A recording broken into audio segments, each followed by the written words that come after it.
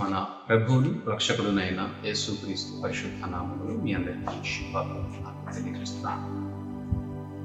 మహాదేవుని మహాకృపను బట్టి మరొక నూతన మాసములోనికి, అలాగే 2020 సంవత్సరం చివరి నెలలోనికి దేవుడు మనందరినీ కూడా ప్రవేశపెట్టాడు. అందును బట్టి దేవాది దేవునికి కృతజ్ఞతలు తెలియజేస్తున్నాం. అలాగే ఈ ఆదివారానికి ఒక ప్రత్యేకత ఏమిటంటే ఫ్యామిలీ హార్వెస్ట్ మినిస్ట్రీస్ దేవుడు స్థాపించమని చెప్పి 5 సంవత్సరాలు అయింది. 2015 డిసెంబర్ 6వ తారీఖున ఈ యొక్క ఫ్యామిలీ హార్వెస్ట్ మినిస్ట్రీస్ని స్టార్ట్ చేయడం జరిగింది. ప్రభు కృపను బట్టి 5 సంవత్సరాలుగా పరిచర్య జరిగించబడటానికి, దేవుని కృపలో మరి 5 సంవత్సరాలుగా నిలవబడి దేవుని యొక్క వాక్యాన్ని నేర్చుకోవడానికి, బోధించడానికి దేవుడు చూపినటువంటి మహాకృపను బట్టి మరొక నూతన సంవత్సరంలోనికి దేవుడు ప్రవేశపెట్టబోతున్నటువంటి ఆయన యొక్క గొప్ప కృపను బట్టి దేవాది దేవునికి కృతజ్ఞతాస్తుతులను చెల్లించుకుంటున్నాము. దేవుని యొక్క మహాకృప ఈ 5 సంవత్సరాలుగా ఊహించినటువంటి ఎన్నో అద్భుత ఆశ్చర్య కార్యక్రమాలని సంఘము ద్వారా, అలాగే నా వ్యక్తిగత నా యొక్క జీవితంలో, అలాగే మా కుటుంబంలో అనేకమైనటువంటి దేవుని యొక్క కార్యాలను, అద్భుతాలను చూస్తూ వచ్చాము. దేవుడు నమ్మదగిన వాడు. కేవలము నోటి మాటతోటి మమ్మల్ని ప్రారంభించమని ఆయన మమ్మల్ని ప్రోత్సహించి మమ్మల్ని నడిపించినాడు. ఆయన నడిపించినటువంటి ఒక మాటను విశ్వసించి మేము ప్రారంభించి నేటికి 5 సంవత్సరాలుగా ఆయన కృపలో పరిచర్య చేస్తూ ఆయన ద్వారా అనేక రకాలైనటువంటి మేలును పొందుకుంటున్నాం. అనేక మందికి ప్రార్థనల ద్వారా స్వస్థనం, అనేక మంది జీవితాలలో సమాధానం, అనేక మంది దేవుని గురించి ఆలోచించేటువంటి పరిస్థితి, సత్యాన్ని గురించి సత్యాన్వేషణలో ముందుకు వెళుతున్నటువంటి పరిస్థితి చాలా మంది జీవితాలలో దేవుడు మరి ఈ సంఘం ద్వారా అనేక మందిని ప్రేరేపించారు. అందును బట్టి దేవునికి కృతజ్ఞతలు, స్తుతులు చెల్లించుకుంటాం. ఈ దిన వాక్యాన్ని మనం ధ్యానించడానికి ముందు మన జ్ఞాపకం ఉంచుకోవాలి ఏమిటంటే, దేవుడు రాబోయేటువంటి సంవత్సరానికి ఆయన మనకి సంఘానికి ఒక వాగ్దానాన్ని ఇస్తున్నారు. ఈ వాగ్దానాన్ని మనం ధ్యానం చేసుకుంటూ దేవుడు గడిచిన సంవత్సరంలో మనకు చేసినటువంటి మేలు, అలాగే రాబోయేటువంటి సంవత్సరము ఆయన చేయబోతున్నటువంటి గొప్ప కార్యాలను మనం హృదయమందు భద్రపరచుకుని, గడిచిన వారం మనం ధ్యానం చేసాం. పూర్ణ జాగ్రత్త కలిగినటువంటి వారమై మనము దేవుని యందు విశ్వాసమునందు దేవుని పట్ల మనకున్నటువంటి ప్రతి విధమైనటువంటి పరిస్థితులను కూడా ఎప్పటికప్పుడు, అంటే దేవుని యొక్క లక్షణాలను గుర్తించగలిగేటువంటి స్థితిలో మనం ఉండాలని లేఖనం తెలియజేస్తాం. విశ్వాసంతో సద్గుణముతోటి మనము ఆశానిగ్రహముతో మనము సహనముతో భక్తిలో సహోదర ప్రేమలో దయను కలిగి ఉండాలని, అవి కలిగి ఉండటము మనకు యేసుక్రీస్తు ప్రభు ద్వారా అనుగ్రహింపబడినటువంటి వరాలని చెప్పబడింది. మరి దేవుని యొక్క వాగ్దానాన్ని మనం ధ్యానించే ముందు మనం జ్ఞాపకం ఉంచుకోవాలి, ఆయన వాగ్దానం ఏదైతే ఇవ్వబడుతుందో ఆ వాగ్దానము దేనికి ఆయన సూచనగా తెలియజేస్తున్నారు, దేనిని మన జీవితంలో జరిగించాలని ఆశపడుతున్నారో మనం జ్ఞాపకం ఉంచుకోవాలి. ఈ వాగ్దానాన్ని కేవలము లోక సంబంధమైనటువంటి పరిస్థితుల కొరకు అన్వయించుకోకూడదు.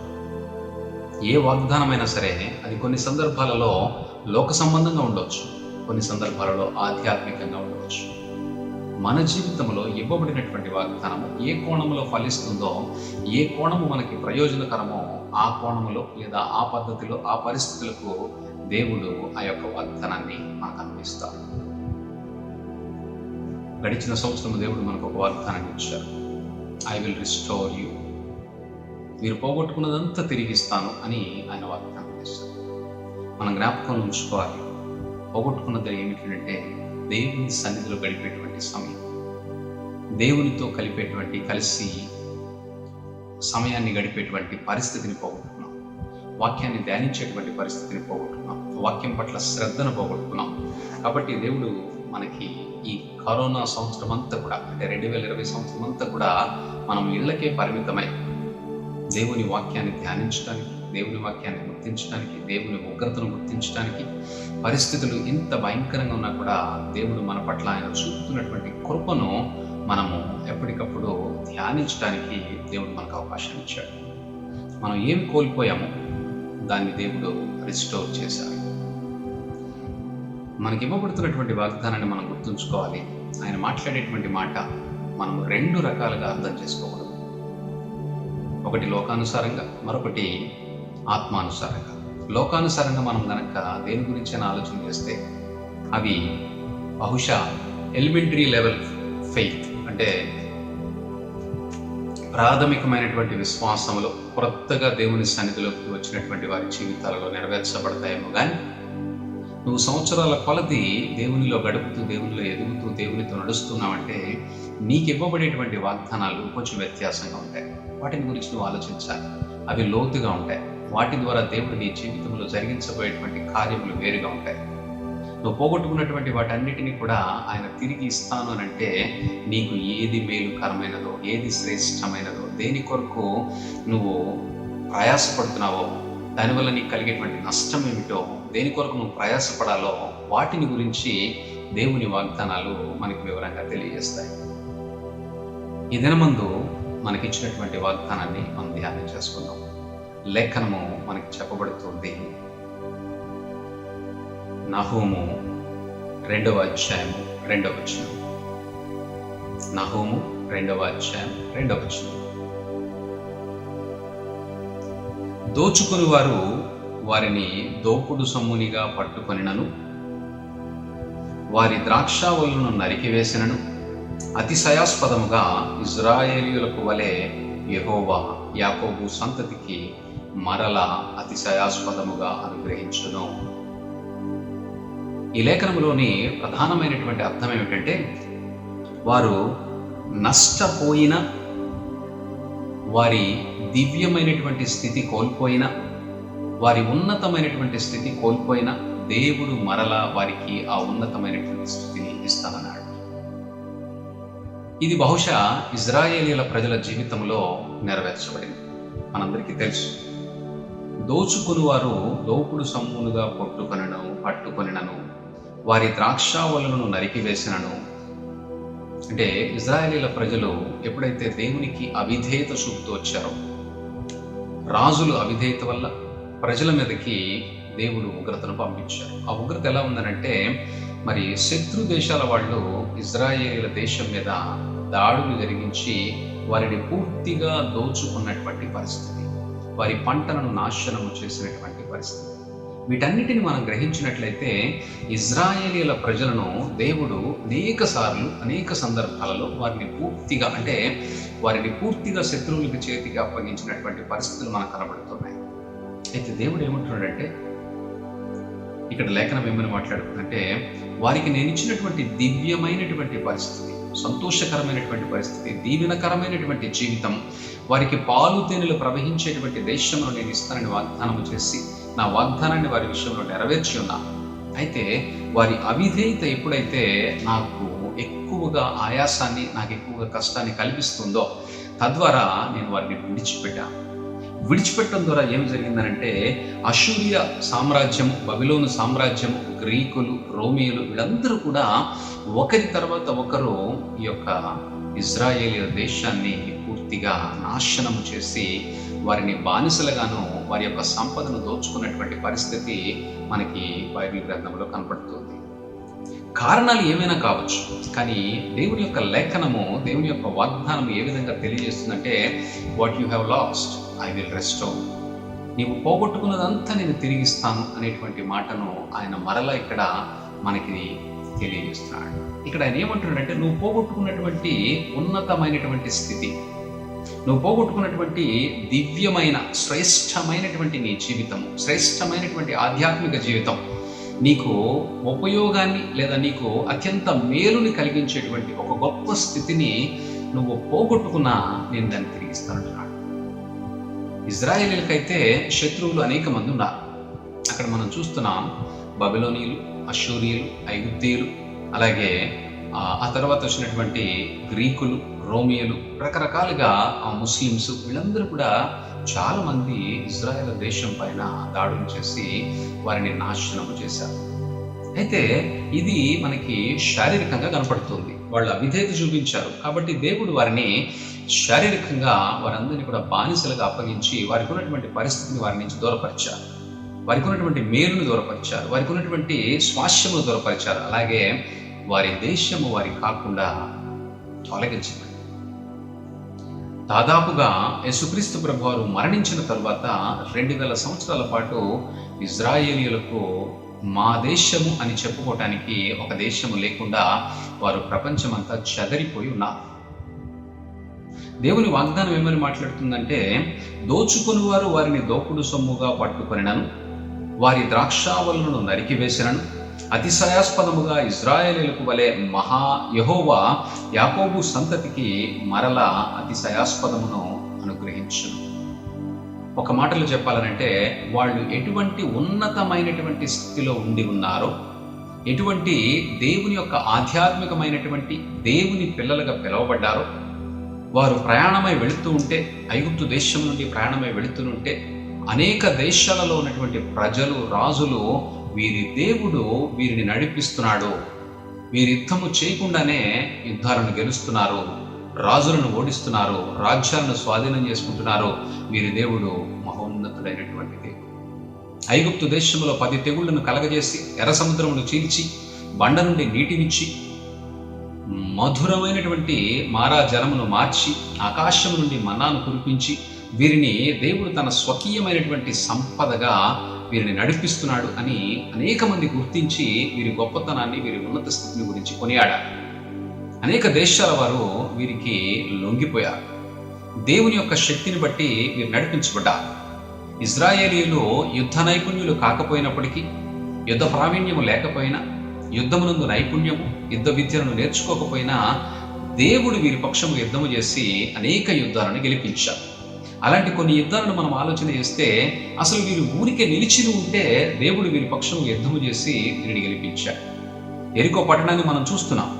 ఆ ఎరికో చుట్టూ వీళ్ళు తిరుగుతూ ఉంటే 7 దినములు ఆ ఎరికో పట్టణం చుట్టూ ప్రదక్షిణలు చేయటం ద్వారా వారు ఎలుగెత్తి కేకలు వేస్తే ఎరికో పట్టణం అంతా, ఎరికో గోడలో పోల్చబడి. ఒక మాటలో చెప్పాలంటే, ఇజ్రాయేలీయుల ప్రజలు దేవుని పక్షముగా ఉన్నప్పుడు, దేవుని ద్వారా నడిపించబడుతున్నప్పుడు వారి పరిస్థితులన్నిటిలోనూ దేవుడే గొప్ప కార్యాలను జరిగించాడు. దేవుడే, వారు నిలిచి ఉంటే చాలు, దేవుడే ఏదో ఒక కార్యము ద్వారా శత్రువులను నాశనము చేసి వీరిని నిలబెట్టారు. న్యాయాధిపతిగా ఉన్నటువంటి గిద్యోను యుద్ధానికి వెళ్ళినప్పుడు అక్కడ ఉన్నటువంటి సైన్యాన్ని చూస్తే చాలా ఆశ్చర్యంగా ఉంటుంది.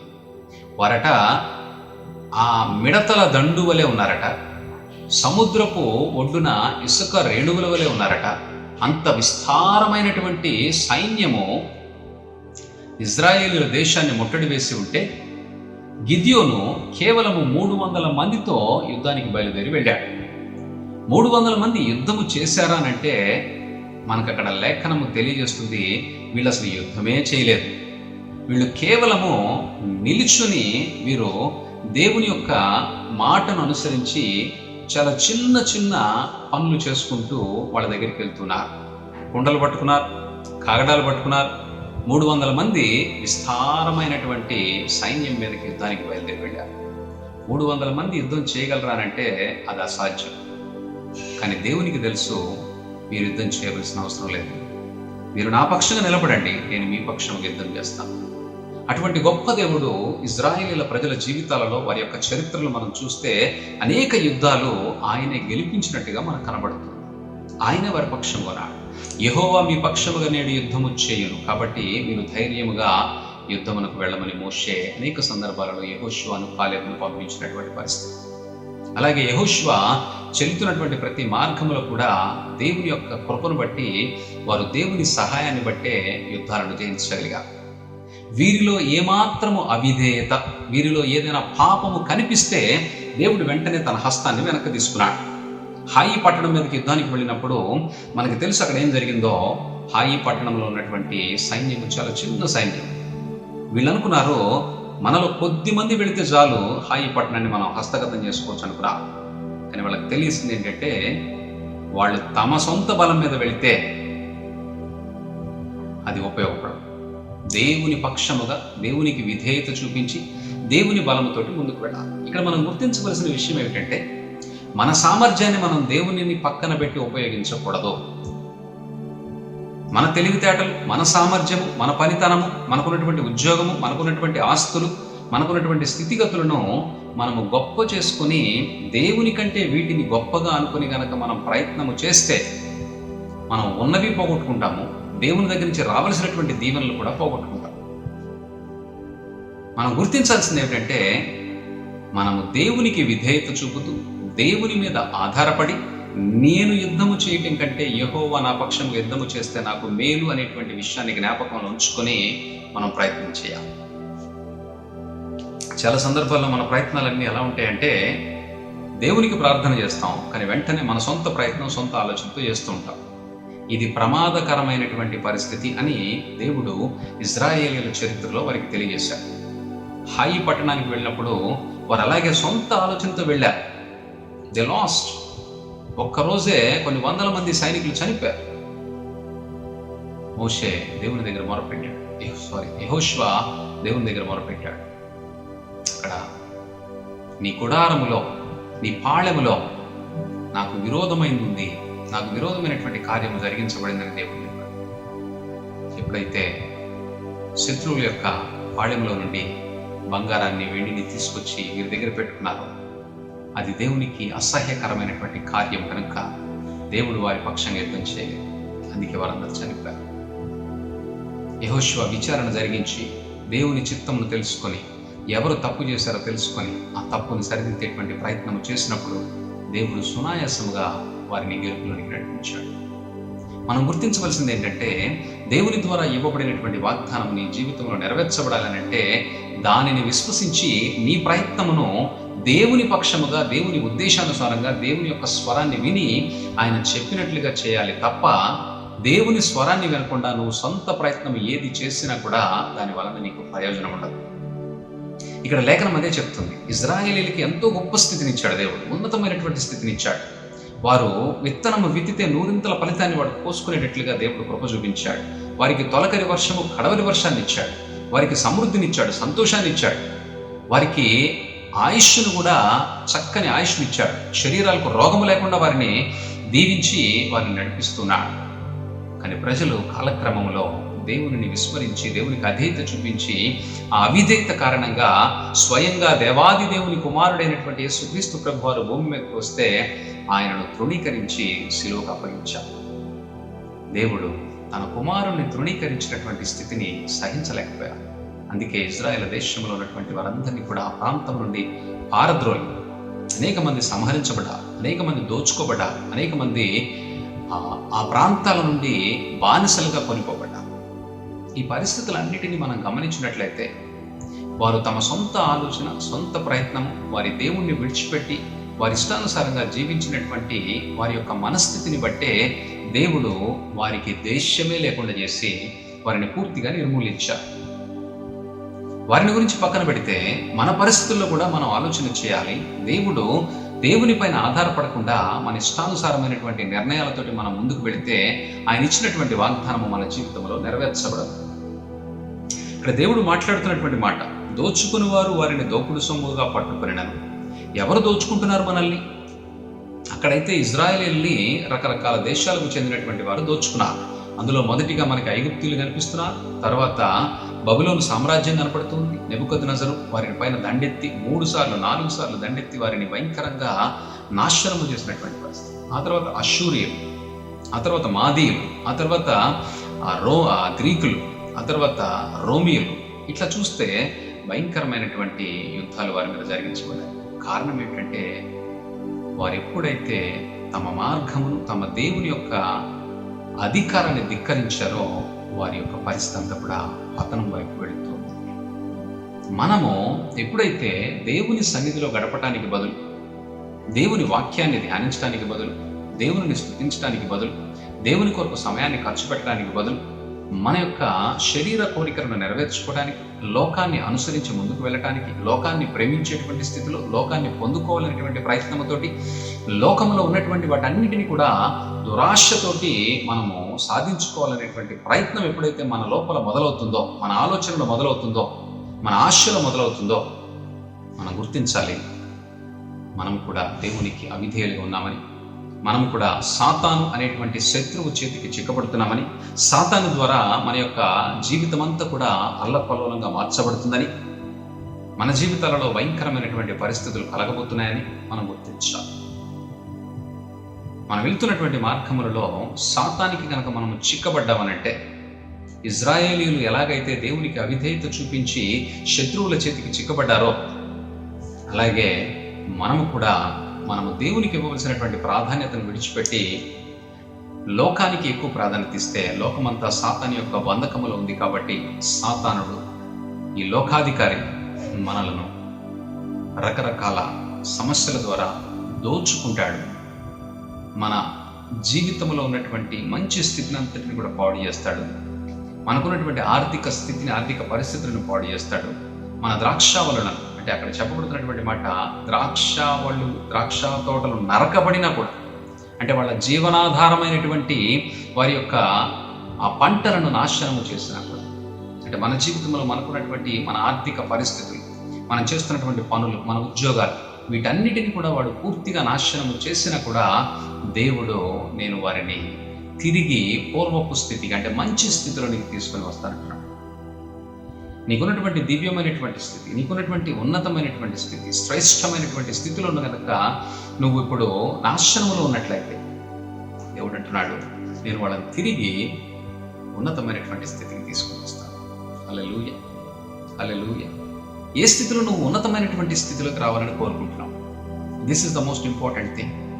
If you are thinking that you are getting back your own property or property like this world or property like which belongs to this world, నువ్వు దాని కొరకు ఉన్నతమైనటువంటి స్థితిలోనికి వెళ్ళాలి అనుకుంటే నువ్వు మరలా ఇక్కడ పొరపాటుగా ఆలోచన చేస్తున్నావు.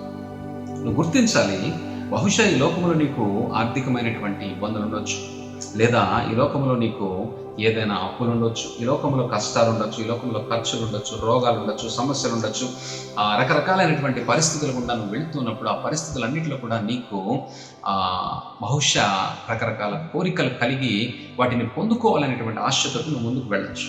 కానీ ఇక్కడ లేఖనం మనతో మాట్లాడుతుంది ఏంటంటే, నువ్వు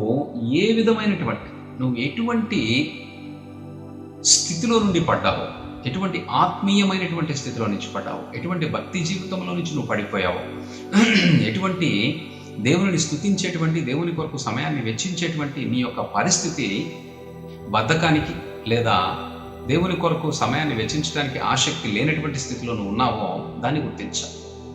ఆ స్థితిని మెరుగుపరుచుకోవాలి. దేవుడు ఖచ్చితంగా నమ్మకస్తుడు. మీరు గుర్తుంచుకోవాల్సిన విషయం ఏమిటంటే, దేవుడు వాగ్దానము చేస్తే అది నీ శరీరానికి, నీ ఆత్మకి రెండింటికి కూడా ఉపయుక్తముగా ఉండేటువంటిదే వాగ్దానము చేస్తారు. ఇక్కడ ఆయన అంటున్నాడు, నీ యొక్క దివ్యమైనటువంటి, ఉన్నతమైనటువంటి, శ్రేష్టమైనటువంటి జీవితాన్ని నువ్వు కోల్పోయి ఉన్నట్లయితే, నీ ఉన్నతమైనటువంటి భక్తి జీవితాన్ని కోల్పోయి ఉన్నట్లయితే, నీ ఉన్నతమైనటువంటి నీ పాత స్థితి, అంటే నీకున్నటువంటి ఈ లోక సంబంధమైనటువంటి బహుశా మంచి పని, మంచి వ్యాపారము, మంచి ఉద్యోగము, మంచి ఆర్థిక స్థితిలో నువ్వు ఉన్నట్లయితే, ఇప్పుడు ఆ పరిస్థితి నువ్వు కోల్పోయి ఉన్నట్లయితే, వాటిని రిస్టోర్ చేయడానికి ఆయన సిద్ధంగా ఉన్నాడు. కానీ ఇక్కడ ఒక కండిషన్ ఉంది. ఏమిటనంటే, వాటి కొరకు నువ్వు మనస్సు పెట్టి, వాటి కొరకు దేవుని దగ్గరికి నువ్వు వస్తూ ఉన్నట్లయితే, వాటి కొరకు దేవుని దగ్గర ప్రార్థన చేస్తూ ఉన్నట్లయితే, అది నువ్వు మోసం చేసుకోవటమే అవుతుంది. దేవుడు తన పిల్లలకు శ్రేష్టమైనటువంటి ఈవులను ఇవ్వడానికి సిద్ధంగా ఉన్నాడు. దేవుడు తన పిల్లలకు ఏ సమయంలో ఏది అవసరమో దాన్ని సమకూర్చడానికి సిద్ధంగా ఉన్నాడు. తండ్రి, తల్లి తమ పిల్లల కొరకు వారి అవసరతలను గుర్తించి, దాని కొరకు ఏ విధంగా వారు కష్టపడి ఆ డబ్బును పోగు చేసి వారి కొరకు వెచ్చిస్తారో, అలాగే తండ్రి అయినటువంటి దేవుడు, యేసుక్రీస్తు ప్రభువారు నీ కొరకు, నా కొరకు, మనకి అవసరమైనటువంటి సమయంలో అవసరమైనటువంటి వాటిని అందించడానికి ఆయన ఎల్లప్పుడూ సిద్ధంగా ఉన్నాడు. నువ్వు వాటి గురించి ఆలోచించాల్సిన అవసరం లేదు. నీ ఉన్నతమైనటువంటి స్థితి అనంటే, ఏథేను తోటలో ఆదాము దేవునితో ఎటువంటి మంచి సంబంధాన్ని కలిగి ఉన్నాడో, ఏథేను తోటలో ఉన్నంత కాలము దేవునితో ఒక గొప్ప సంబంధాన్ని కలిగి ఉన్నాడు. ఆ సంబంధము మానవులందరికీ సంక్రమించాలి. కానీ ఆదాము చేసిన పొరపాటు, అవిధేయత వల్ల మానవులందరూ కూడా ఆ ఉన్నతమైనటువంటి స్థితిని పోగొట్టుకున్నారు, దివ్యమైనటువంటి స్థితిని పోగొట్టుకున్నారు.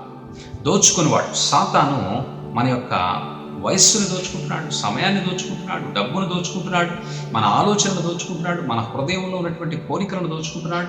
సమస్తము కూడా వాడి యొక్క ప్రేరేపణ చేత మనల్ని నడిపిస్తున్నాడు. మనం ఎప్పుడైతే సాతానికి లొంగిపోయామో మన స్థితి అంతా కూడా దోచుకునేటువంటి దొంగ చేతికి అప్పగించినటువంటి జీవితం అయిపోయింది.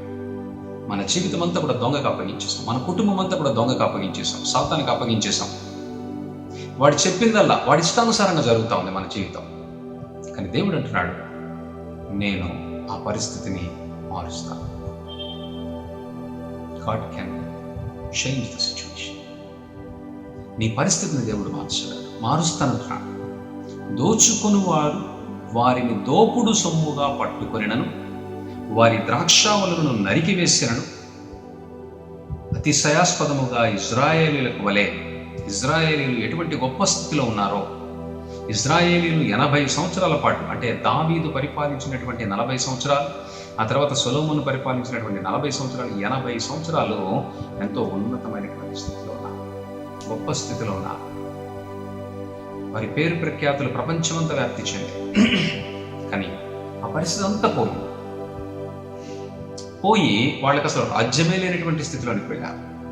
కానీ దేవుని వాగ్దానం యొక్క గొప్పతనం ఏమిటంటే, వాళ్ళు తిరిగి 1948వ సంవత్సరంలో ఇజ్రాయేల్ దేశాన్ని వారు చేజెక్కించుకోగలిగారు. 2000 సంవత్సరాలు అసలు రాజ్యమే లేనటువంటి వారు తిరిగి ఆ భూభాగానికి వెళ్ళి, అంటే వారు వేరే వేరే ప్రాంతాలకు చెదిరిపోయినటువంటి వారు ఆ భూభాగానికి తిరిగి వెళ్ళి దాన్ని స్వాధీనం చేసుకోగలిగారు. దేవుడు వాగ్దానం చేస్తే ఎంత గొప్పగా ఉంటుందో, ఇజ్రాయేలీల జీవితం, వారి యొక్క గడిచిన స్థితి, ప్రస్తుతము, భవిష్యత్తు చూస్తే మనకు అర్థం.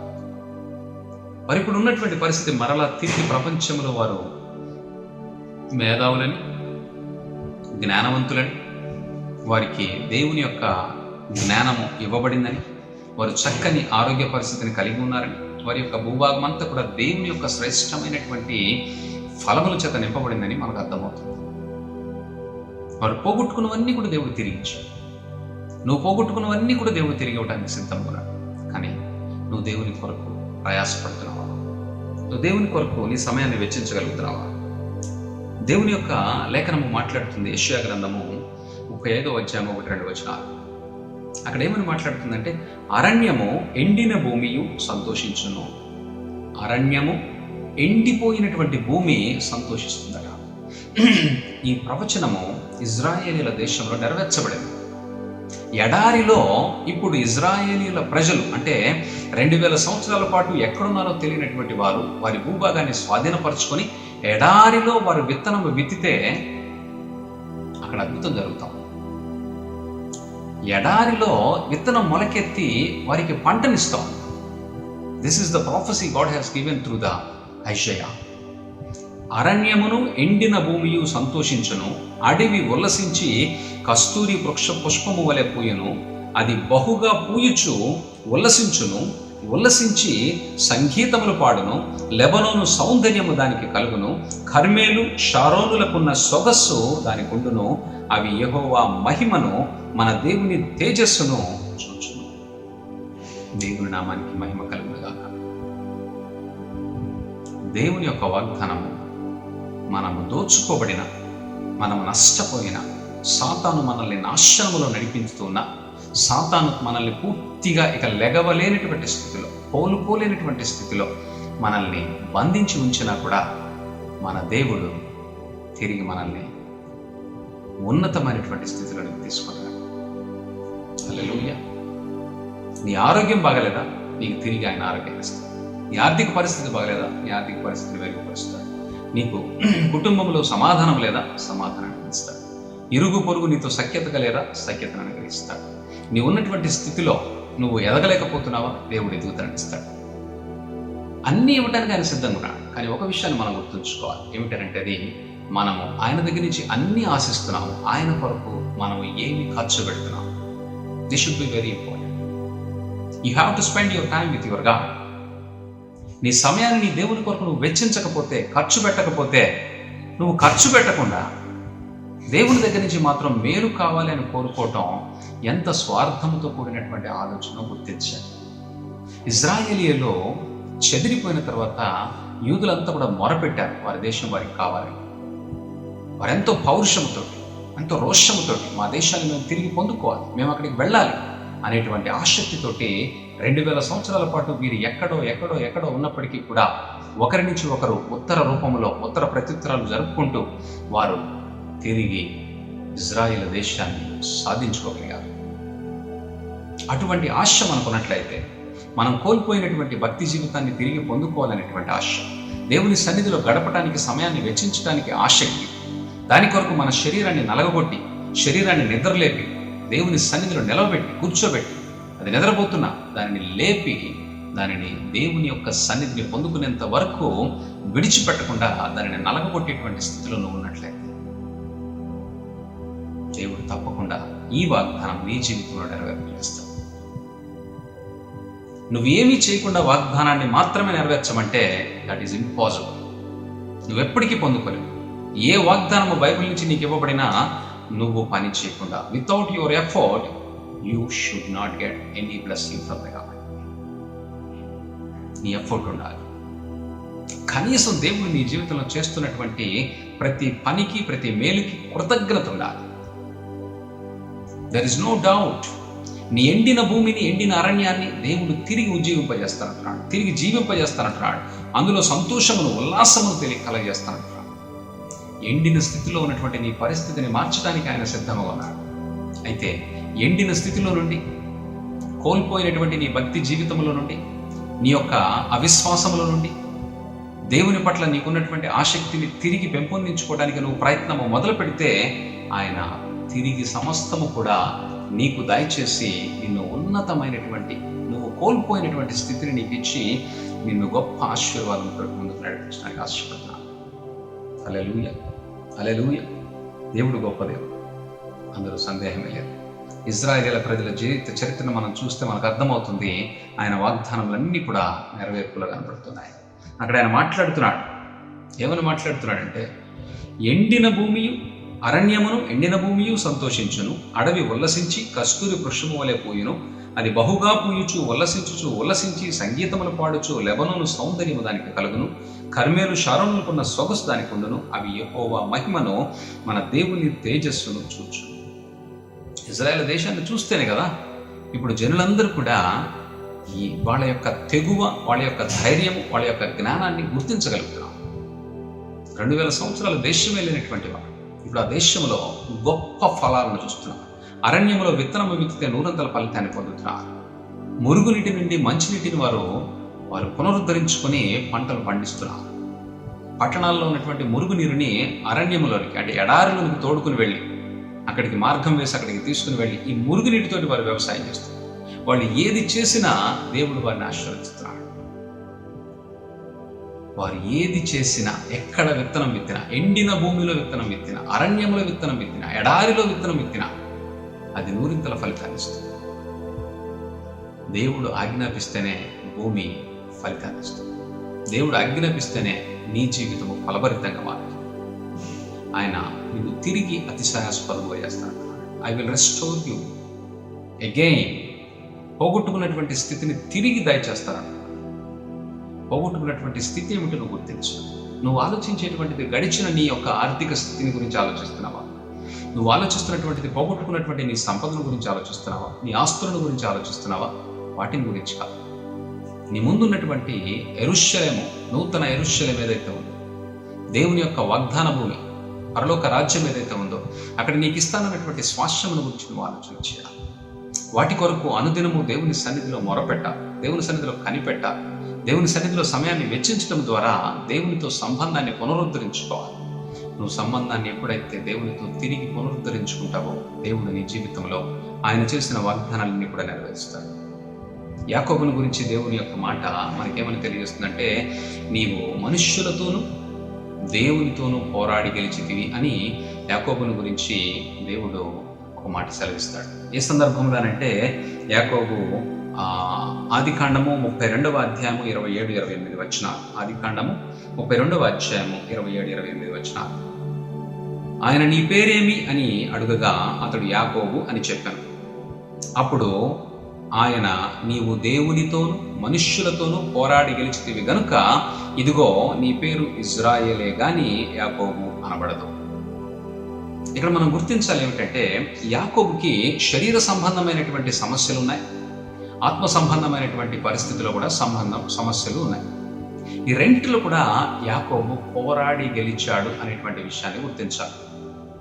శరీరాన్ని, శరీర సంబంధమైనటువంటి కోరికలను, ఇచ్చలను, సమస్తమును కూడా మనము జయించగలిగినటువంటి స్థితిలో ఉండాలి. ఆత్మ సంబంధమైనటువంటి స్థితిని మనం పునరుద్ధరించుకోవడానికి, సమయాన్ని వెచ్చించడానికి ప్రయత్నాన్ని మనము ముమ్మరం చేయాలి. అంటే ఈవేళ ప్రయత్నం చేద్దామని చెప్పి ఈవేళ అశ్రద్ధ చేసి, రేపు ట్రై చేద్దామని చెప్పి రేపు వదిలేసి, ఇలా సంవత్సరాలు గడిచిపోతూ ఉన్నాయి. నీ ప్రయత్నము ఎప్పుడైతే ఫలభరితముగా ఉండదో నీ జీవితం కూడా ఫలభరితంగా ఉండదు. నీ ప్రయత్నం ఎప్పుడైతే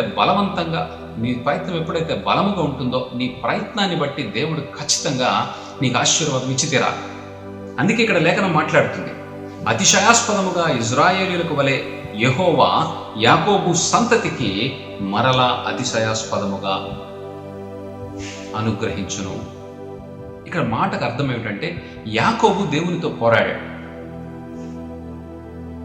యాకోబు తన శరీరంలో ఉన్నటువంటి తన ఆ తొడ గూడు వలసిన కూడా, అంటే దేవుడు కొడితే ఆ తొడ గూడు విరిగిపోయినా కూడా దేవుని విడిచిపెట్టలేదు.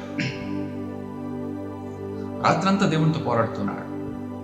మనం రాత్రంతా దేవుని సన్నిధిలో గడపమంటే అది చాలా కష్టమైనటువంటి పరిస్థితి.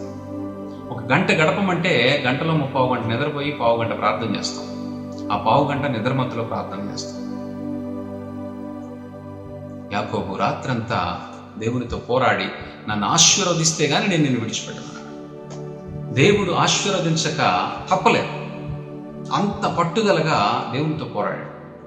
నువ్వు నీ శరీరము నిన్ను దేవుని సన్నిధిలో నిలబెట్టలేకపోతే దానిని నలగగొట్టైనా సరే దేవుని సన్నిధిలో నువ్వు నిలబెట్టాలి. దేవుని సన్నిధి కొరకు నువ్వు ప్రయత్నం చేయాలి. లేకపోతే బహుశా నువ్వు అనుకుంటున్నావు దేవుడు ఏదో విధంగా నన్ను నడిపిస్తాడు.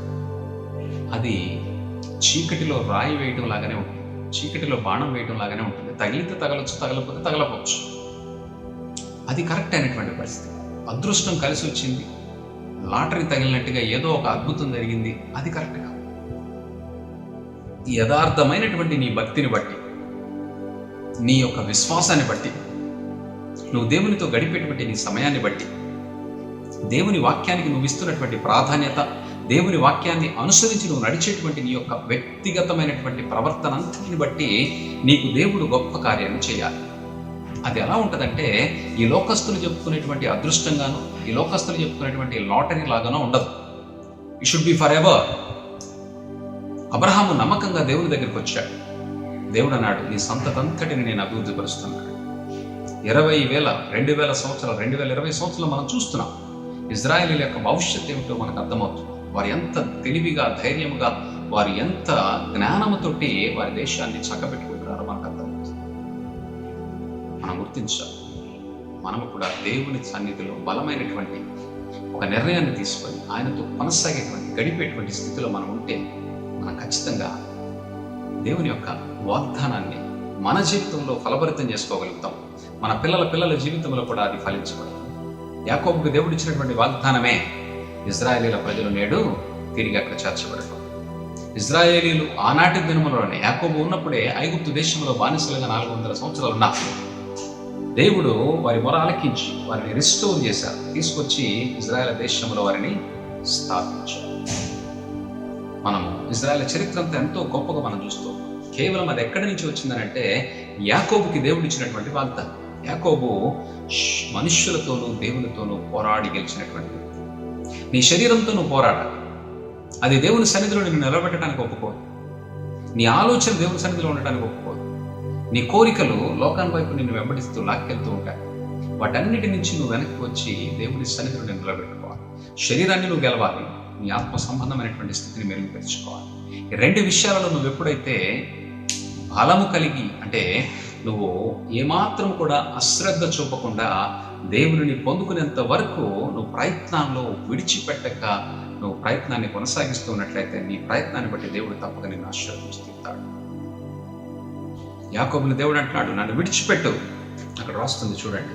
అప్పుడు ఆయన, నీవు దేవునితోనూ మనుష్యులతోనూ పోరాడి గెలిచితివి గనుక ఇక మీదట నీ పేరు ఇజ్రాయేలే గాని యాకోబు అనబడదు. ఇజ్రాయేలు, యాకోబు మార్చబడటానికి దేవునితో పోరాడి గెలిచినటువంటి యాకోబు యొక్క పోరాటమే మనం గుర్తుంచుకోవాలి. దేవుని సన్నిధిలో మనము రాత్రంతా దేవుని కొరకు మనం ఎక్కువ సమయాన్ని దేవుని కొరకు వెచ్చించడం, దేవుని దగ్గర నుండి మనకు కావలసినటువంటి ఆ యొక్క సమాధానాన్ని సాధించేంత వరకు ఆయన దగ్గర, ఆయన వాక్యముతోనే మనం కొనసాగవలసినటువంటి బాధ్యతలు కలిగి ఉన్నాం. అటువంటి స్థితిలో మనము దృఢంగా లేకపోతే, బలముగా లేకపోతే, మనము శక్తివంతమైనటువంటి ప్రార్థన చేసేవరంగా లేకపోతే, దేవుని కొరకు సమయాన్ని ఇచ్చి దేవుని మాటలను గ్రహించి దేవుని మాటల్లో ఉన్నటువంటి ఉద్దేశాలను బట్టి మన ప్రవర్తనను మార్చుకోకపోతే, దేవుడు ఒక మాట గురించి మనతో మాట్లాడారు అని అంటే ఆ మాట వినిన తరువాత నీలో ఖచ్చితమైనటువంటి మార్పు కనబడకపోతే నువ్వు చేసేటువంటి క్రైస్తవ భక్తి విగ్రహారానికి పూజించేటువంటి విగ్రహారాధులకి భక్తికి పెద్ద వ్యత్యాసం ఏమి లేదు. వాళ్ళు కూడా చీకటిలో బాణం వేస్తున్నారు, దే ఆర్ గెటింగ్ సంథింగ్. నువ్వు అంతే, నీ జీవితం ఏదో విధంగా గడుస్తుంది.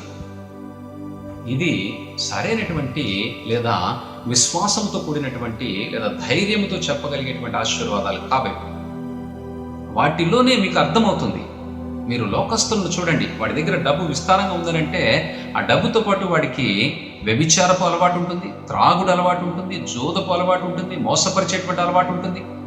ఈ అలవాట్లు ఉన్నటువంటి వ్యక్తి దేవుని చేత దీవించబడ్డానని ఎలా చెప్తాడండి? ఒక వ్యక్తి దేవుని చేత ఆశీర్వదించబడితే, యోబును మనం చూస్తే మనకు అర్థమవుతుంది, యోబు ఆశీర్వదించబడ్డాడు. ప్రతి దినము దేవుని సన్నిధిలో గడుపుతూ దేవునికి ఏదైనా తెలియక తాను గాని తన కుటుంబము గాని పాపము చేసిందేమో అని ఆ కుటుంబము నిమిత్తం ఆయన బలులు అర్పిస్తూ ఉన్నాడు. దేవునికి భయపడుతున్నాడు. when he is getting something, when he is prosperous by the God's grace, దేవుని ద్వారా ఆశీర్వదించబడినటువంటి యోబు అనునిత్యము తాను గాని తన కుటుంబము గాని ఏదైనా తప్పు చేసిందేమో, పాపము చేసిందేమో అనుదినము దేవునికి భయపడుతూ చెడుతనమును విసర్జించును అని ఆయన గురించి రాయబడతాం.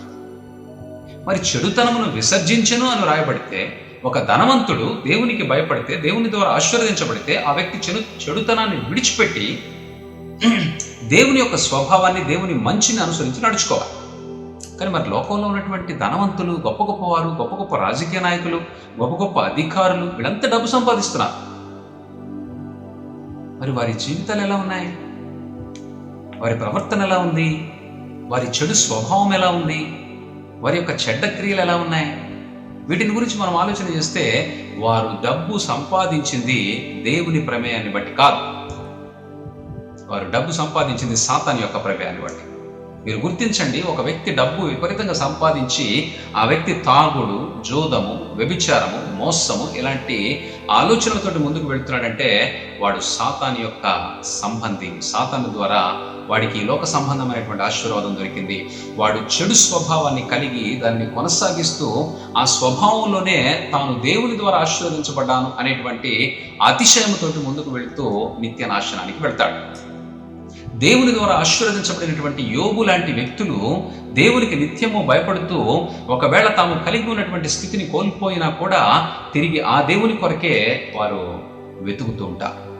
ఇజ్రాయేలీల ప్రజలు కూడా తాము పోగొట్టుకున్నటువంటి పూర్వపు స్థితి అంతటిని కూడా వారు గ్రహించి, అవిధేయత కారణంగా మేము పోగొట్టుకున్నాం కాబట్టి మా దేవుని కొరకు మొరపెట్టి తిరిగి మేము విధేయత చూపించడం ద్వారా మా స్వాస్థ్యాన్ని మేము పొందుకోవాలి అనేటువంటి ప్రార్థనతోటి వారు ముందుకు వెళ్ళారు. అందుకే వాళ్ళు 2020 సంవత్సరాలు ఇప్పుడు మనకు కనబడుతున్నారు. ఒకప్పుడు ఉనికి లేనటువంటి వాళ్ళు ఎంతో గొప్ప స్థితిలో నుండి ఉనికి లేనటువంటి స్థితిలోనికి వెళ్ళి ఇప్పుడు తిరిగి ప్రపంచానికి సవాలు విసిరేటువంటి స్థాయిలో ఉన్నాం. దేవుని ద్వారా ఆశీర్వాదం అంటే ఆ విధంగా ఉంటుంది. అన్యాయము, అక్రమము లేదా కొన్ని దేశాలను మనం చూస్తూ ఉంటే వాళ్ళు చేసేటువంటి పనులన్నీ కూడా దుర్మార్గమైనటువంటి పనులు. తద్వారా they are getting more money. వాడు చాలా గొప్ప సంపదను సంపాదించుకొని గొప్ప దేశంగా పిలువబడుతూ ఉంటాయి. కానీ అక్కడ జరిగేవన్నీ కూడా సాతాను యొక్క కార్యాలు. ఇజ్రాయెల్ దేశాన్ని మీరు చూడండి, అక్కడ వాళ్ళ యొక్క అంతిమ లక్ష్యం ఏమిటంటే మందిరాన్ని కట్టాలి. అక్కడ దట్ ఈస్ దర్ గోల్. వారి లక్ష్యం ఎలా ఉందో, వారి దేవుని గురించి వారికి ఉన్నటువంటి ప్రణాళిక ఏంటో మనం గుర్తించాలి. నీ లక్ష్యము, నీ ప్రణాళిక, నీ దేవుని కొరకు నువ్వు చేసేటువంటి నీ యొక్క దృఢ సంకల్పంతో కూడినటువంటి ప్రయత్నాన్ని దేవుడు చూస్తూ ఉంటాడు. నువ్వు ఏదో సాధారణంగా, లేదంటే ఏదో టైంపాస్ కోసం, లేదంటే ప్రార్థన చేయకపోతే ఈరోజు ఏదైనా నాకు నష్టం కలుగుతుందేమో, ప్రార్థన చేయకపోతే నాకు రావాల్సినటువంటి ఆదాయం రాదేమో అనేటువంటి ఆలోచనతో నువ్వు ప్రార్థన చేస్తే నీకు వచ్చేది పోయేది పెద్దగా తేడా ఉండదు. ఏ ఆలోచనతో నువ్వు ప్రార్థన చేయాలనంటే నీ దేవుని నీ జీవితం ద్వారా మహిమపరచాలి అనే ఉద్దేశంతో ప్రార్థన చేయాలి. నీ దేవుడు నీ జీవితంలో ఏది ఇచ్చినా కూడా నువ్వు నీ దేవుణ్ణి మహిమపరచడానికి నువ్వు ధైర్యంగా నిలబడేటువంటి స్థితిలో అటువంటి విశ్వాసంతో కూడినటువంటి ప్రార్థన చేయాలి. నీ జీవితంలో ఏం జరుగుతున్నా సరే నీ దేవుని గురించి నువ్వు అశ్రద్ధ వహించకూడదు. దేవుని కొరకు నువ్వు ఇవ్వవలసినటువంటి సమయాన్ని వేరొక పనికి అప్పగించకూడదు. నిద్రపోవటానికో, సినిమా చూడటానికో, టీవీ చూడటానికో నీ సమయాన్ని వృధా చేయకూడదు. నువ్వు ఒక దృఢమైనటువంటి సంకల్పంతో ముందుకు వెళ్ళాలి. యోబు సమస్తమును పోగొట్టుకున్నాడు. దేవుని ద్వారా ఆశీర్వాదాన్ని పొందుకున్నాడు. కాబట్టి దేవుని ద్వారా ఆశీర్వాదాన్ని పొందుకున్నటువంటి వ్యక్తి మొత్తము పోయినా కూడా ఆయన ఏమంటున్నాడంటే యెహోవాయే ఇచ్చెను, యెహోవాయే తీసుకున్నాడు. ఇందును బట్టి నా దేవునిని నేను ఎంత మాత్రము కూడా తప్పు పట్టడం, నా దేవుని దూషించడానికి అవకాశమే లేదు. He has given, he has taken. ఇచ్చినప్పుడు సంతోషించిన నేను తీసుకున్నప్పుడు దుఃఖపడి ఆయన శపిస్తానా? ఆయన సంపదించినప్పుడు ఆనందించి సంతోషించి నా ఇష్టానుసారంగా నేను ఖర్చు పెట్టుకొని నేనెంతో ఉల్లాసంగా ఉత్సాహంగా నా జీవితాన్ని గడిపి ఇప్పుడు లేదని దేవుణ్ణి దూషించేటువంటి పరిస్థితిలోనికి వెళితే నువ్వెంత బుద్ధిహీనుడివో నీకే అర్థం. యోబు దేవుని ద్వారా ఆశీర్వాదాన్ని పొందుకున్నాడు, పోగొట్టుకుంటే దేవుడే ఇచ్చాను, దేవుడే తీసుకున్నాడు. ఇందును బట్టి ఆయనకి ఏమాత్రము కూడా నేను వ్యతిరేకమైనటువంటి పరిస్థితిలో మాట్లాడు అని మాట్లాడుతున్నాను. మన జీవితం ఎలా ఉందో, మన ఆలోచన ఎలా ఉందో, మన ప్రవర్తన ఎలా ఉందో, మన ఉద్దేశాలు ఎలా ఉన్నాయో వీటన్నిటినీ పరిశీలిస్తున్నాడు. అందుకే వాక్యం సెలవిస్తుంది, ఆయన నీ హృదయాంతరంగములను పరిశీలించేటువంటి దేవుడు. నువ్వు ఒకటి అడుగుతున్నావనంటే దాని వెనకున్నటువంటి ఉద్దేశాన్ని, భావాన్ని దేవుడు గుర్తిస్తాడు. నీ ఉద్దేశాన్ని బట్టి, నీ ఆలోచన, నీ ఆశ, నీ దురాశను బట్టి దేవుడు దానిని నీకు ఇవ్వాలో వద్దో నిర్ణయం చేస్తాడు. దురాశతో కూడినటువంటి ఆలోచన అయితే నువ్వు ఎప్పటికీ పొందుకోలేవు. దేవుని దగ్గర, సాతాను దగ్గర అయితే పొందుకోవచ్చు. అయితే సాతాను దగ్గర పొందుకునేటువంటిది సమస్తము కూడా అది లోకానికి సంబంధించి, తద్వారా నువ్వు నిత్య నరకానికి వెళ్తావు. నిత్య నరకంలో నీకు కలిగేటువంటి నష్టము భయంకరంగా ఉండబోతుంది. ఆ నష్టాన్ని బట్టి నువ్వు ఖచ్చితంగా యుగ యుగాలు బాధపడవలసి వస్తుంది. బహుశా నువ్వు ఈ భూమి పైన ఒక 70-80 సంవత్సరాలు ఉంటావేమో, కానీ యుగ యుగాలు నరకములో నువ్వు బాధపడవలసి వస్తుంది. ఆ స్థితి నుంచి నిన్ను విడిపించాలి, ఆ పరిస్థితిలో నుంచి, ఆ శ్రమలో నుంచి నిన్ను విడిపించాలి. సాతాను యొక్క బంధకాలలో ఉన్నటువంటి వారు నరకానికి వెళ్ళటం ద్వారా నరకములో అనుభవించలేనటువంటి ఆ భయంకరమైనటువంటి వేదనను దేవుడు గుర్తించి, ఆ వేదన నువ్వు నేను భరించలేమని నిన్ను నన్ను రక్షించడానికి ఆయనే స్వయంగా భూమి మీదకి వచ్చాడు. ఆయన నీ కొరకు నా కొరకు వాగ్దానం ఇస్తున్నాడు. ఆయన అంటున్నాడు, దోచుకుని వారు వారిని దోపుడు సొమ్ముగా పట్టుకునినను, వారి ద్రాక్షావరులను నరికివేసినను, అతిశయాస్పదముగా ఇజ్రాయేలులకు వలె యెహోవా యాకోబు సంతతికి మరలా అతిశయాస్పదముగా అనుగ్రహించును. వాళ్ళ పోగొట్టుకున్నటువంటి గొప్ప స్థితిని తిరిగి వాళ్ళకి ఇస్తాడు. నువ్వు పోగొట్టుకున్నటువంటి గొప్ప స్థితిని తిరిగి నీకు ఇస్తానంటున్నాడు. అయితే నీ ప్రార్థన ఏ విధంగా ఉంది, నీ ఆలోచన ఏ విధంగా ఉంది, నీ ప్రవర్తన ఏ విధంగా ఉంది నువ్వు గుర్తించు. నువ్వు దేవుని కొరకు ఇస్తున్నటువంటి నీ యొక్క ప్రాధాన్యతను నువ్వు గుర్తించాలి. నీ ఆలోచనలో ఉన్నటువంటి ఆలోచనను గుర్తించాలి. నీ ప్రార్థన ఎలా ఉండాలో తెలుసా?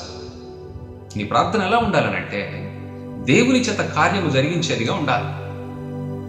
ఏలియా ప్రార్థన చేస్తున్నాడు.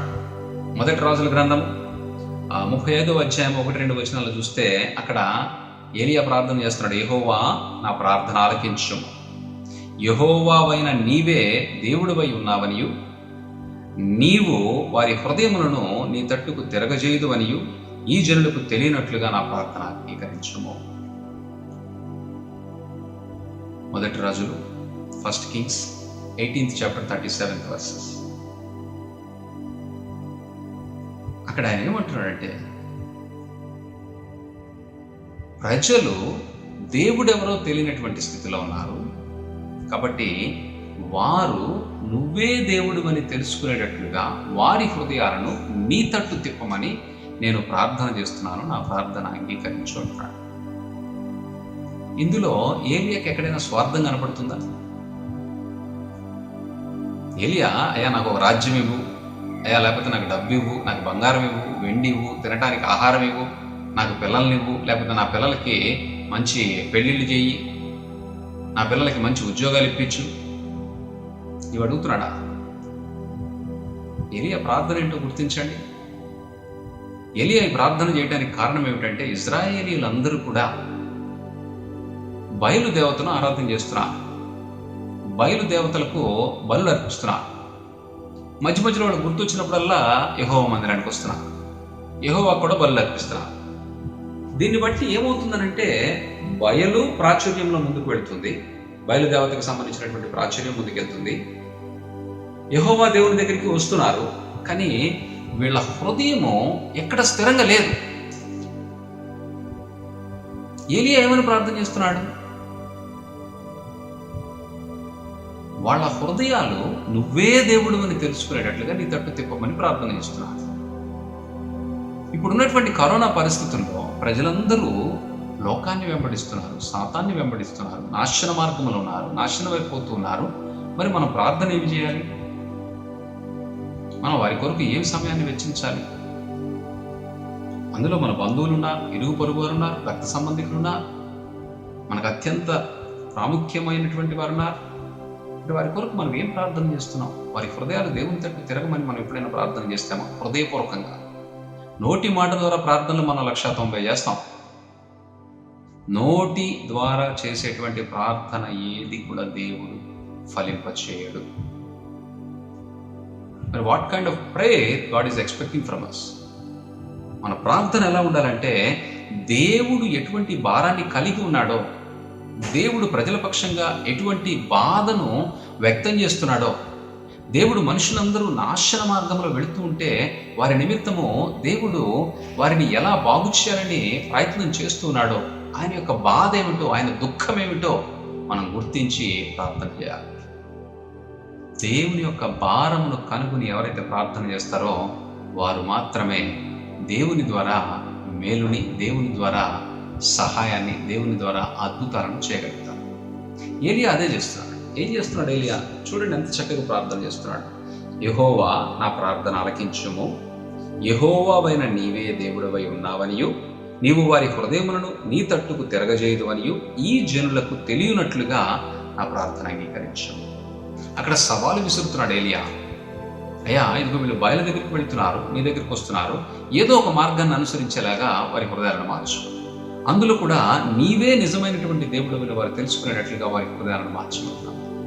ఈ ప్రార్థన ఎప్పుడైతే ఏలియా చేస్తున్నాడో దేవుడు ఆ ప్రార్థన అంగీకరించి తీరా.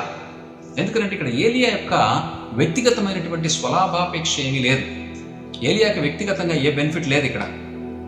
Is not getting any kind of money, gold or silver or any kind of Kingdom. ఆయనకేం రాజ్యం దొరకదు, ఆయనకేం బంగారం దొరకదు, వెండి దొరకదు, ఏమి దొరకదు. ఏమంటున్నాడు? వారి హృదయాలను తిప్పమంటున్నాడు. Because he knows that people they are away from the God's way. ఏలియాకి తెలుసు అక్కడ దేవుడు బాధపడుతున్నాడు వీరి గురించి. దేవుని యొక్క ఎన్నిక చేయబడినటువంటి ఇజ్రాయేలీల జనులు నిజమైనటువంటి దేవుణ్ణి విడిచిపెట్టి బయలు వైపు వెళుతూ ఎక్కడ పడితే వాళ్ళు కొండలోను, గుట్టలోను, చెట్టుకి, మొక్కకి ఎక్కడ పడితే వాళ్ళు అక్కడ బలులు అర్పిస్తున్నారు. అది దేవునికి హేయమైనటువంటి కార్యం, దేవునికి బాధ కలిగించేటువంటిది. దేవుని పిల్లలు వారు చెడు మార్గంలో వెళుతూ ఉంటే దేవుడు భయంకరంగా బాధపడుతుంటాడు. దేవునికి ఉన్నటువంటి భారాన్ని గుర్తించి ఆ భారాన్ని బట్టి నువ్వు ప్రార్థన చేయాలి. అటువంటి ప్రార్థన నువ్వు చేసినప్పుడు మాత్రమే దేవుడు నీ ప్రార్థన అంగీకరిస్తాడు. నీ జీవితంలో ఆయన యొక్క వాగ్దానమును నెరవేరుస్తాడు. ఏలియా జీవితంలో దేవుని యొక్క వాగ్దానపు నెరవేర్పు ఏ విధంగా ఉందో మనకు అర్థమవుతుంది. ఏలియా మరణం అనేటువంటిది ఈ భూమి పైన అనుభవించకుండా శరీరముతోటి ఆకాశమునకు కొనిపోబడ్డాడు. What a blessing it is! ఎంత గొప్ప ఆశీర్వాదం అండి ఏలియాకి. ఏలియా ప్రార్థనకి దేవుడు ఆకాశం నుండి అగ్నిని పంపిస్తే అగ్ని బలిపీఠానికి ఏర్పరిచినటువంటి రాళ్లను బలిపీఠము చుట్టూ కందకము తవ్వి పోసినటువంటి నీళ్ళని సమస్తమును కూడా బూడిద కూడా లేకుండా ఆవిరి చేసింది. That kind of fire that came from the heaven because of the prayer of ఏలియా. ఏలియా ప్రార్థనకున్నటువంటి భాగం. అటువంటి ప్రార్థన నువ్వు నీ జీవితంలో కలిగి ఉన్నప్పుడు దేవుడు తన వాగ్దానపు నెరవేర్పుని నీ జీవితంలో నెరవేర్చి తన్ను తాను రుజువుపరచుకున్నాడు. కానీ నీ ప్రార్థనలో నువ్వు ఆలోచించా, నీ ప్రార్థనలో దేవుని భారాన్ని గుర్తించి దేవుడు దేని కొరకు ప్రార్థన చేయమంటున్నాడో నువ్వు గుర్తించి దాని కొరకు ప్రార్థన చేయాలి. ఈ కరోనా సమయంలో మనం గుర్తిస్తున్నాం, అనేక మంది చనిపోతున్నారు, వారికి రక్షణ లేకుండా చనిపోతున్నారు.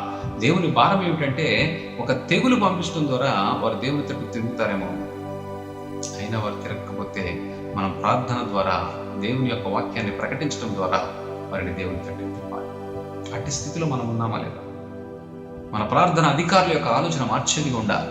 మన ప్రార్థన దేవుని యొక్క ఉగ్రతను తప్పించేదిగా ఉండాలి. మన ప్రార్థన దేవుని హస్తమును కదిలించేదిగా ఉండాలి. మన ప్రార్థన దేవుని శక్తిని బయలుపరిచేదిగా ఉండాలి.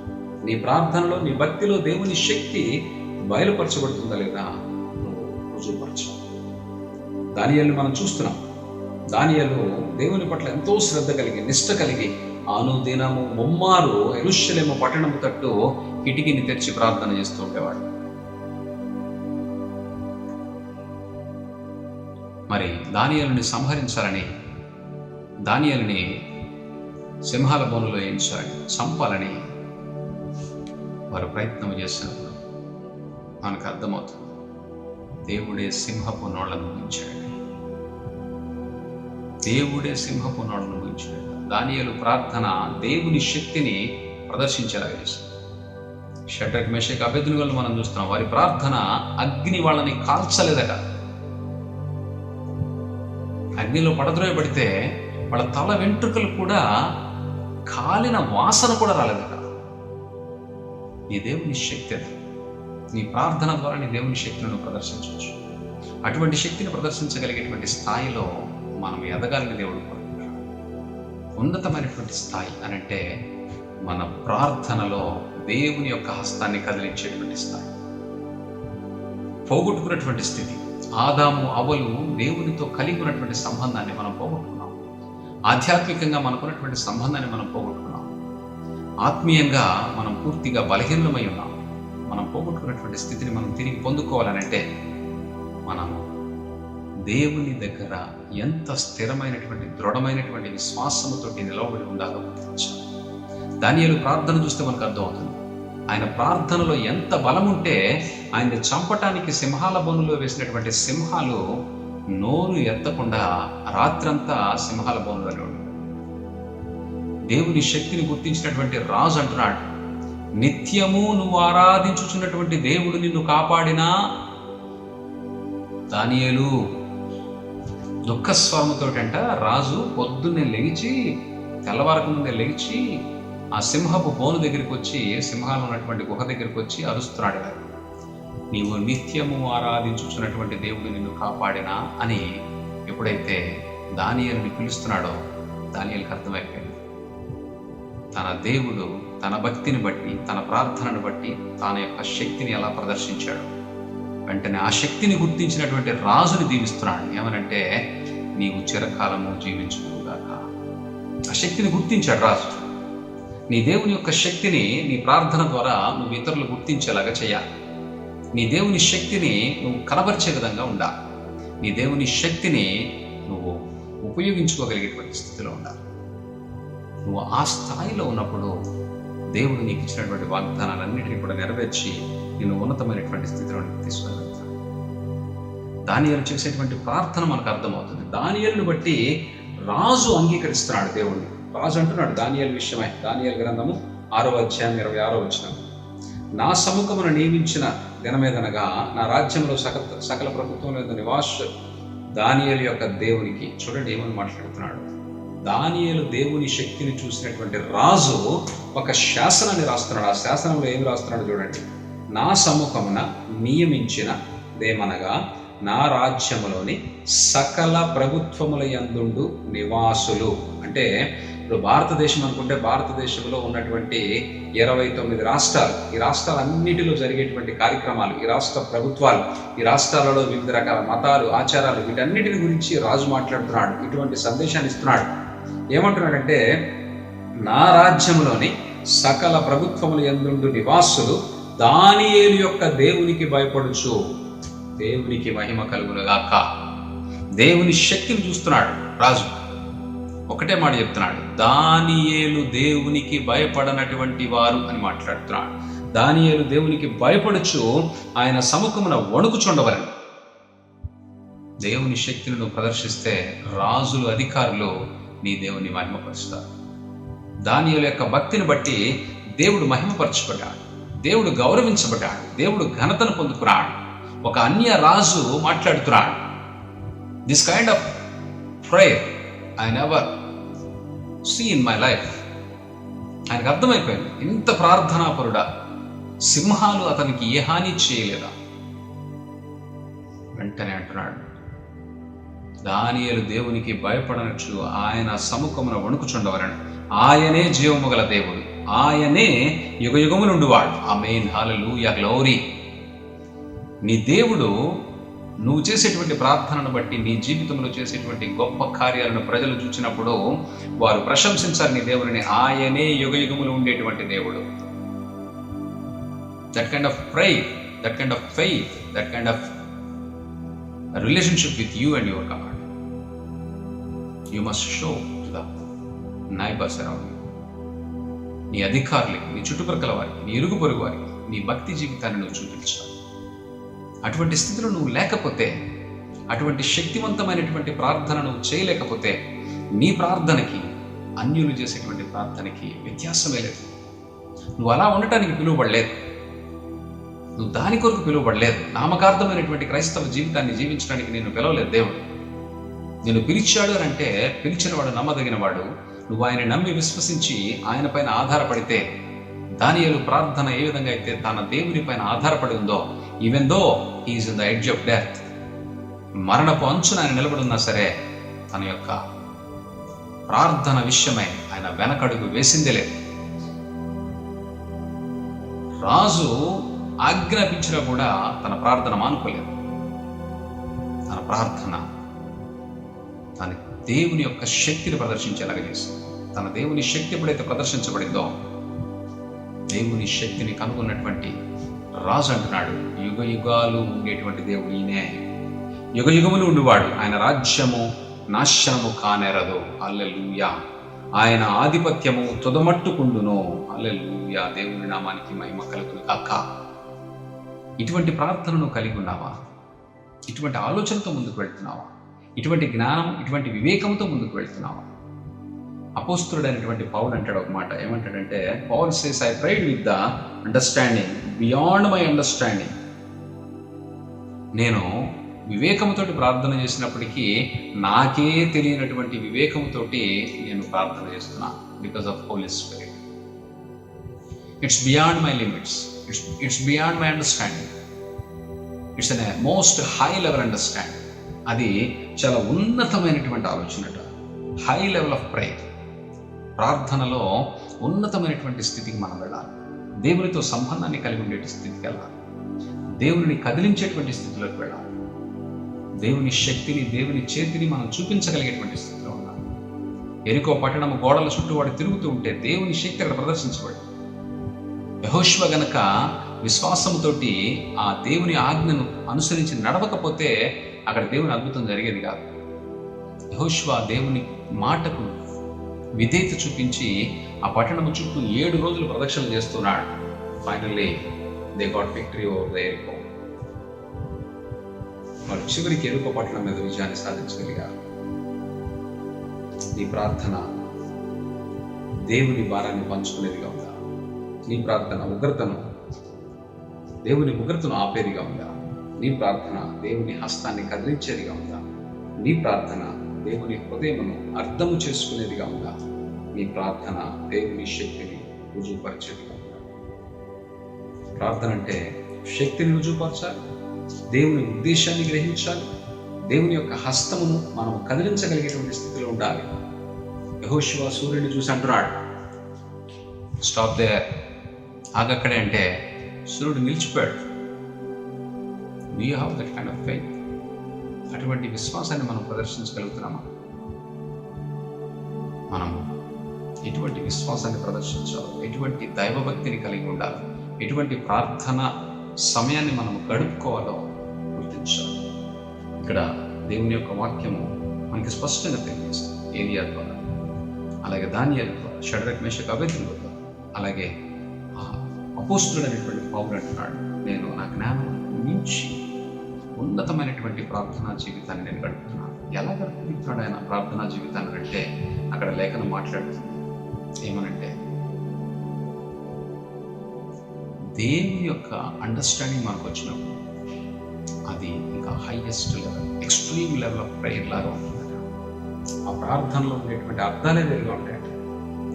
మనం ప్రార్థన చేస్తే మన ప్రార్థనలో ఉండే అర్థం ఏంటంటే మన ముందున్నటువంటి సమస్య, మన కుటుంబంలో ఉన్నటువంటి సమస్య, మన పిల్లల సమస్య, మన వ్యక్తిగత సమస్యలు, మన ఆరోగ్య సమస్యలు ఇవి మాత్రమే ఉంటాయి. కానీ ఇక్కడ అపోస్తలుడైన పౌలు అంటున్నాడు, నేను హై లెవెల్ ఆఫ్ ప్రేయర్ని చేస్తున్నాను అంటున్నాడు. High level of prayer. ఏలియాని మనం చూస్తున్నాం, ఆ ప్రార్థనే అసలు వ్యత్యాసమైంది. ఏమంటున్నాడు ఆయన? ప్రజలు తమ ఇష్టానుసారంగా ఆలోచన చేస్తున్నారు, వాళ్ళ యొక్క హృదయాలు మీరే దేవుడని మీ తట్టు తిరగజేయమని ప్రార్థన చేస్తున్నాడు. This kind of prayer is called as a high level of prayer. జ్ఞానంతోటి, అవగాహనతోటి, జాగ్రత్తగా నువ్వు ఏం మాట్లాడుతున్నావో జ్ఞాపకంలో ఉంచుకొని నీ దేవుని యొక్క భారం ఏదైతే ఉందో ఆ భారాన్ని బట్టి నువ్వు ప్రార్థన చేయాలి.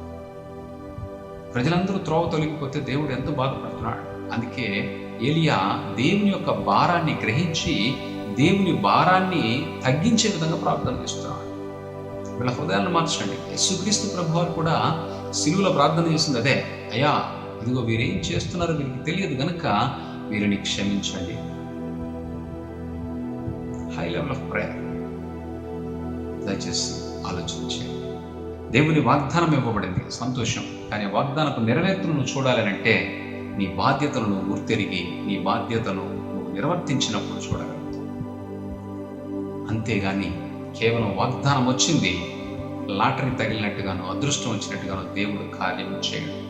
అటువంటి కార్యాలు ఒకవేళ మీ జీవితంలో జరిగినా కూడా అవి దేవుని కార్యాలు అని మీరు నమ్మటానికి వీలేదు. అవి సాతాను యొక్క కార్యాలు. దేవుడు నీ జీవితంలో ఒక గొప్ప కార్యం చేయాలంటే ఆ గొప్ప కార్యాన్ని నువ్వు గుర్తిస్తున్నావో లేదో ముందు ఆయన ఆలోచన చేస్తాడు. ఒకవేళ దేవుడు చేస్తే ఇది దేవుడు చేసిన కార్యమా అని నువ్వు గుర్తిస్తావో లేదో కూడా దేవుడు ఆలోచిస్తాడు. చాలా మంది దేవుని ద్వారా మేలు పొందుకొని దేవుణ్ణి విడిచిపెట్టిపోయారు. నిన్ను దేవుడు అలా పోగొట్టుకోవాలనుకోవట్లేదు. అందుకే నువ్వు అడుగుతున్నటువంటి ఆయన ఇవ్వకుండా నీకు అవసరమైనటువంటి వాటిని మాత్రమే ఇస్తున్నాడు. దీన్ని నువ్వు గుర్తించాలి. అడుగుతున్నవన్నీ ఆయన ఇవ్వట్లేదు, నీకు అవసరమన్నీ ఇస్తున్నాడు. Hallelujah, hallelujah. This is the most important understanding. దేవుడు నీకు ఏమి ఇస్తున్నాడో నువ్వు గుర్తించాలి. అంతేగాని నీకు కావాల్సింది ఇవ్వలేదని మాత్రం దేవుని దగ్గర నువ్వు దేవుణ్ణి ప్రశ్నించేటువంటి పరిస్థితులు ఉండవు. దయచేసి ఆలోచించు. వాగ్దానపు నెరవేర్పు నీ జీవితంలో జరగాలి అనంటే ఖచ్చితంగా నువ్వు గుర్తుంచుకోవాలి. ఏమిటనంటే నువ్వు దేవుని సన్నిధిలో నీ సమయాన్ని వెచ్చించాలి. నువ్వు దేవునికి ఎంత యథార్థమైనటువంటి భక్తిని కనబరుస్తుంటావో దేవుడు నీ జీవితంలో అంత యథార్థముగా ఆశీర్వాదాలను కుమరిస్తాడు. నీ జీవితం ఎండిన స్థితిలో ఉన్న, ఎడారిగా మారిపోయినా అక్కడ దేవుడు విత్తనము విత్తి నూరింతల ఫలితాన్ని ఇస్తాడు. హల్లెలూయా, గ్లోరీ. దయచేసి ఆలోచించండి, ప్రార్థన చేసుకోండి.